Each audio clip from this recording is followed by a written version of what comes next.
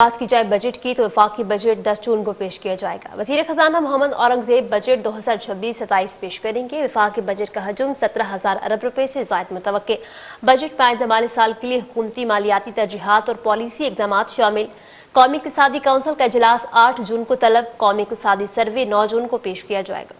हुकूमत ने विफाकी बजट 2026-27 का शेड्यूल जारी कर दिया। विफाकी बजट 10 जून को कौमी असम्बली में पेश किया जाएगा। वज़ीर खजाना मोहम्मद औरंगजेब बजट पेश करेंगे। वज़ीर आज़म शहबाज शरीफ ने कौमी इक़्तिसादी काउंसिल का इजलास 8 जून को तलब कर लिया। इजलास में वफाकी वज़रा और चारों सूबों के वज़ीर आला शिरकत करेंगे, जबकि वज़ीर खजाना के ज़ेर सदारत इक़्तिसादी राब्ता कमेटी का इजलास 7 जून को होगा।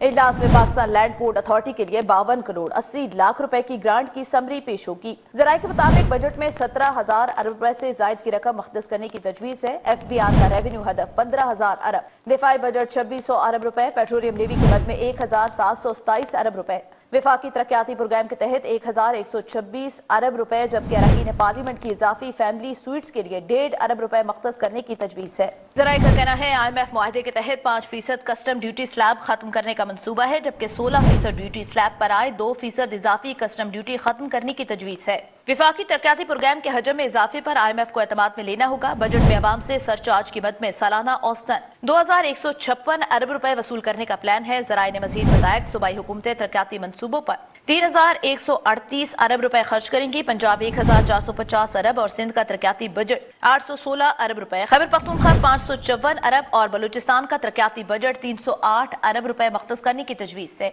वजारत खजाना की जानिब से जारी एलामी के मुताबिक बजट में हुकूमत की मुआशी तरजीहात, मालियाती इस्लाहात, महसूलात के अहदाफ, अखराजात की मंसूबाबंदी और मुख्तलिफ शोबों के लिए पॉलिसी इक़दाम शामिल होंगे। बजट से एक रोज कबल 9 जून को पाकिस्तान इकनॉमिक सर्वे 2025-26 पेश किया जाएगा।